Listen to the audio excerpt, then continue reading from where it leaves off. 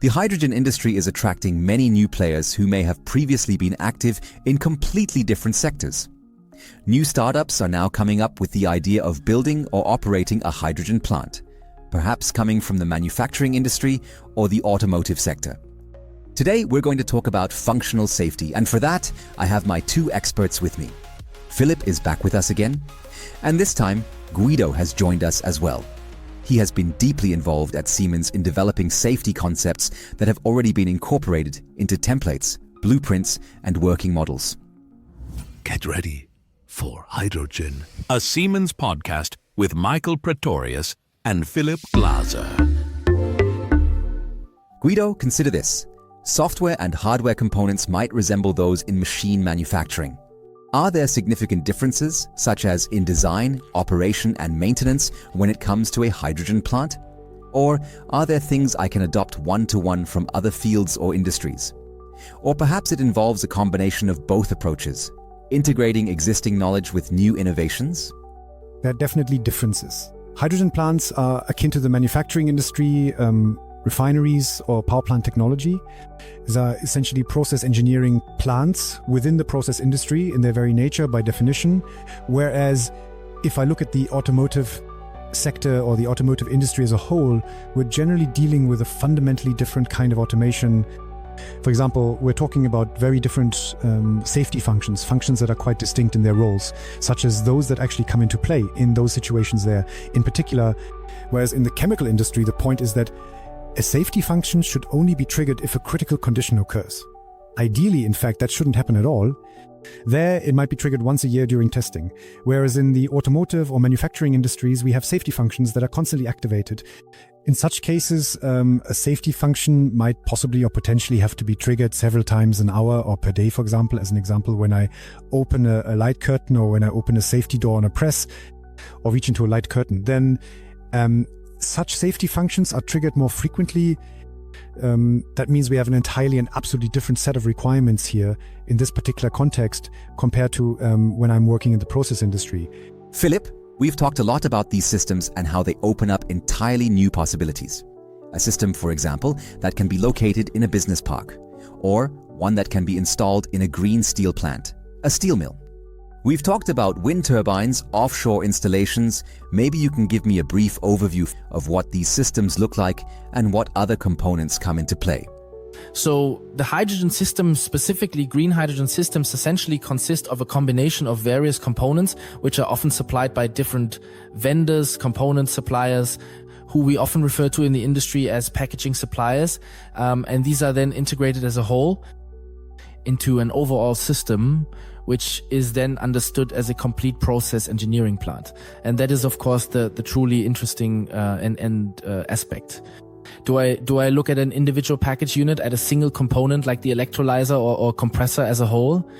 Or do I take the other perspective and consider the safety of the entire system?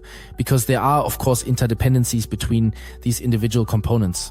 And if something goes wrong with the electrolyzer, the question is, what happens then? What might I need to do with the compressor? Are there interconnections? Are there dependencies? And maybe that's also what your question was getting at, mechanic. A particular characteristic, of course, is that we have a large number of identical package units in the plants. For example, when you think of the electrolyzers, which can't just be made arbitrarily larger, they are operated in parallel for higher capacities. In other words, we scale up by numbers and, have many identical units of these. And of course, the question arises, what exactly do I need in a central safety system? Do I need to have all the information in order to ensure the entire plant is safe? Is it enough for me to just see that one electrolyzer has shut down, triggered a safety shutdown, or maybe two of them? Or do I need broader knowledge about the situation in order to ensure the plant's safety? Let me try to sketch out 2 or 3 types of installations again. You recently showed me that example of an offshore facility. So, a wind turbine in the North Sea, where now, next to the wind turbine, there's also an electrolyzer, or some kind of hydrogen unit. Or another example, the business park we just talked about with the solar park right next to it. In one case, we're out in the middle of the sea. No one is walking around there. Maybe we can fly a drone over and somehow check if everything is okay. In the other case, we might be surrounded by people working there. Guido, Those must be completely different safety concepts, right? Certainly. You just reminded me of something that's come back to the topic of drones in a moment. You just gave me an idea. Let's revisit that at the end. But for now, let's get to your original question. So now, what's the difference when I'm planning a security system or when I'm building a facility? The first thing I always have to do is start with a risk analysis. That means I need to assess what kinds of dangers could arise from my facility. For example, if I'm building a facility in an industrial park, like the example you just mentioned, then I'm dealing with a highly frequented area. And if such a hydrogen facility were to explode, if an explosion occurs, then several people could lose their lives. In that case, I have to make the facility safer than, for example, if I were building it out at sea. If I attach a container with a hydrogen facility to a wind farm out there, then of course I still have to build it safely because I have to consider the environment, ensuring that the natural surroundings are respected and preserved. This involves considering the environmental impact and implementing necessary safety measures. However, the safety level I need to meet there is lower than if I were to build it in, say, an industrial park, where the requirements are more stringent due to the higher potential risks. Or even worse, if I'm in a chemical park, then it becomes even more serious. An industrial park would be more like a commercial area in that sense. I'd say in such places, people's lives could be at risk. There aren't just other facilities around. But if I'm, for instance, as an illustration in a chemical facility, in a chemical park, it might potentially be that a chain reaction is triggered, or what's also called a domino effect. If one unit explodes, then neighboring facilities could also be put at risk. And consequently, in such a scenario, they might be affected. Now you have to tell me what idea I gave you with the drone.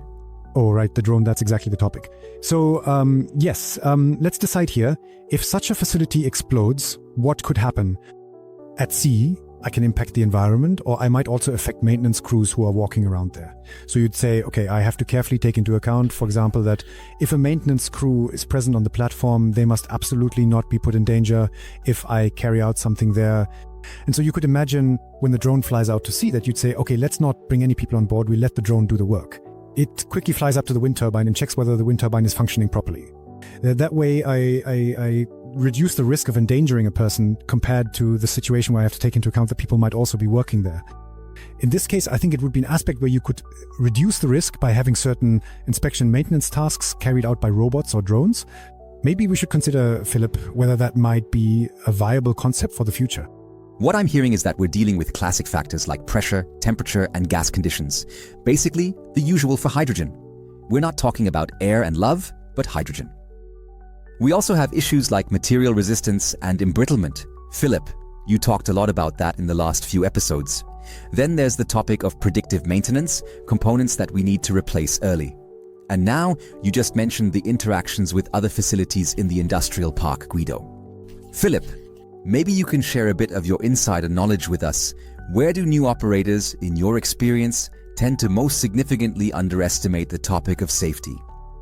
We've already had some interesting conversations about that. It's very much connected to the background we already mentioned. Many are just starting out. Maybe they began with a small setup, perhaps a pilot plant, or they started by piloting in the lab. And in that case, I really only have one component, for example, an electrolyzer. In that case, of course, the safety functions I need to cover are relatively easy to manage. The complexity increases when there are multiple components. When a complete system is added, then the complexity naturally rises. And we've already had some interesting experiences in that regard, because when someone comes from a different background, and in fact, for example, in the construction of electrolyzers, Siemens has people from very diverse backgrounds. These individuals are able to apply their knowledge very effectively to develop some very exciting concepts for building electrolyzers. But they don't necessarily have their own dedicated department with process engineers, safety engineers, and the like. And that's exactly the point we've already heard about. We don't need any safety measures because it's all outside anyway. The wind will blow everything away. We've also spoken with customers who said they didn't need to deal with it any further, only to end up not receiving an operating permit, because of course the authorities do take a close look. It's hydrogen, and it's clear that the authorities are also very critical when it comes to handling hydrogen, because everyone knows with hydrogen you have to be careful. So even with more remote authorities, there's definitely a level of caution when it comes to handling hydrogen. And this customer initially did not receive an operating permit. What also comes to mind is that it's important to take another look at who actually plays which role in all of this. If I now purchase different components for such a system from various suppliers and integrate them, and then I put it into operation, at some point the so-called transfer of risk occurs. That means at that point, the system belongs to me, and I, as the operator, am responsible for the safe operation of this system. In other words, ensuring that the system poses no danger to machinery, the environment, or people. I imagine it like this. I buy a car, go for a drive, and then I get into an accident. And now I want to know who's actually at fault. Is it the car manufacturer? Is it the mechanic who changed my winter tires yesterday? Or is it me, because I turned left too early? So ultimately, I have to imagine myself in that kind of role. Ultimately, the operator of the facility is fully responsible in the end, even to the point where the public prosecutor could show up at your door. Guido, that means we need to be a bit careful about what needs to happen in an emergency. And now, I'm going to imagine it in a very simple way. You mentioned the automotive industry earlier. So in that field, it's usually the case that if something happens, you shut something down, and stop means safe. Whereas in the chemical industry, I believe it's exactly the opposite. There, stopping is generally not a good idea. Certain processes need to keep running, and I imagine that in this case, it's probably a bit of both. Some elements from one and some from the other. So it's not like when I'm cooking spaghetti at home and the water boils over and I just turn down the heat. Guido, what do I need to shut down and what needs to keep running? Yeah, okay, that's right. We have different conditions here. So it's not simply called a stop or anything like that. In the process industry, we call that the safe state.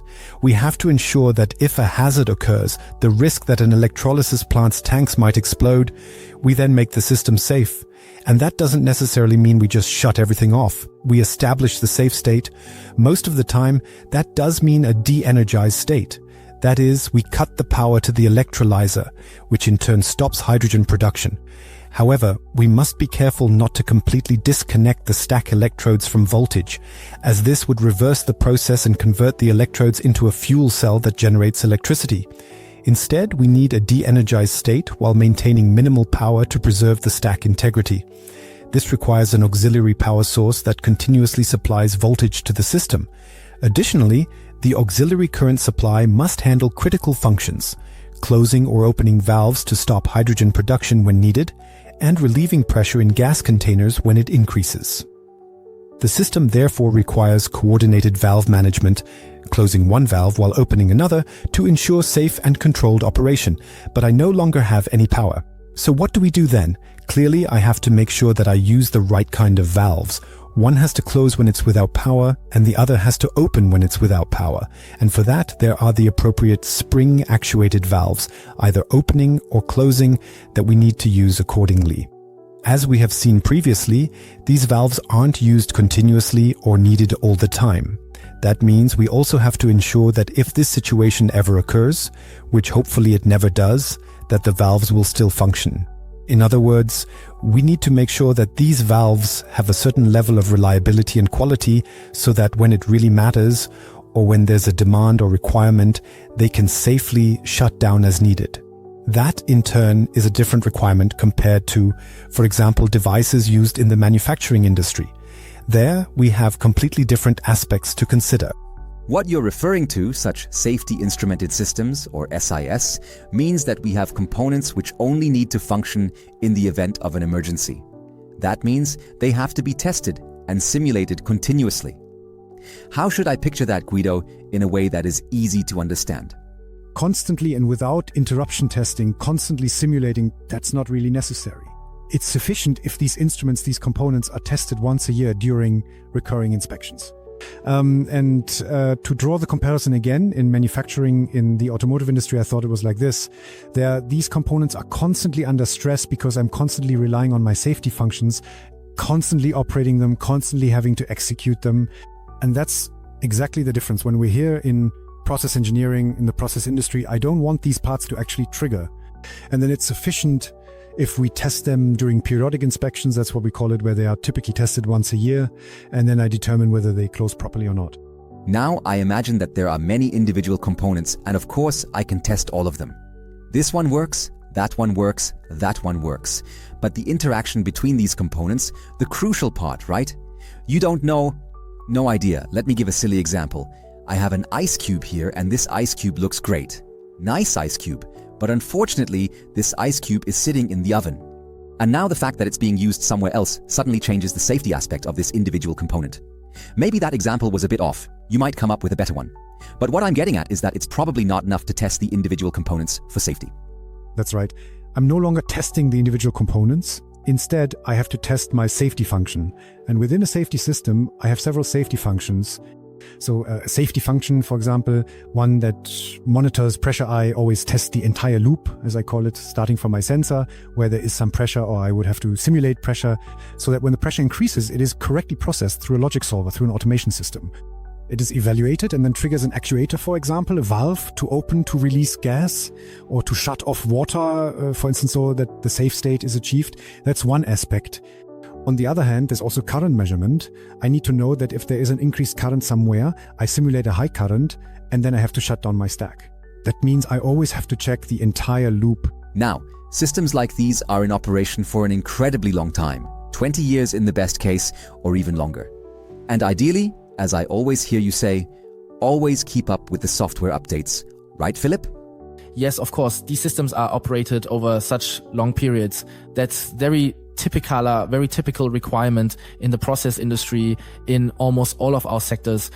That's due to the magnitude, complexity, and the level of integration of these systems and infrastructure. And it's the same with green hydrogen plants.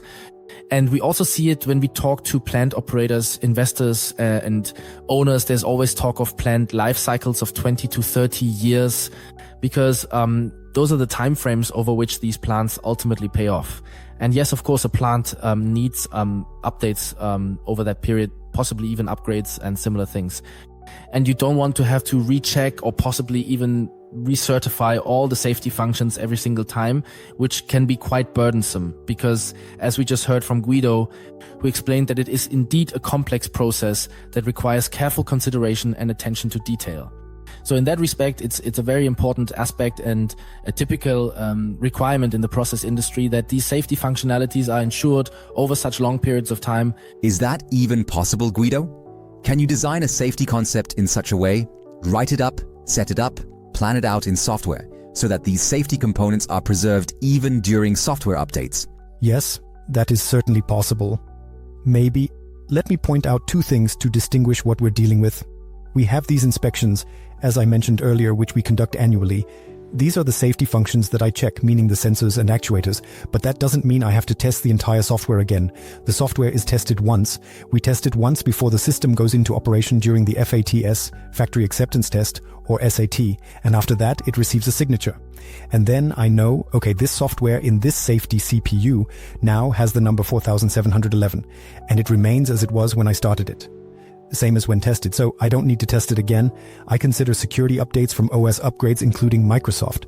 If I have security patches to apply, changes are always needed. I don't want to test software every time there's a change.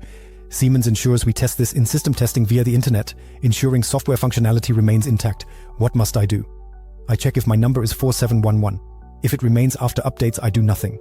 The great thing is that we can basically tap into your brain, your knowledge, and Philipp, I believe you've already built all of this as templates. So you've taken your experts like Guido and your other team members and basically prepared them, let me put it this way, as a plugin, like a Guido plugin to install.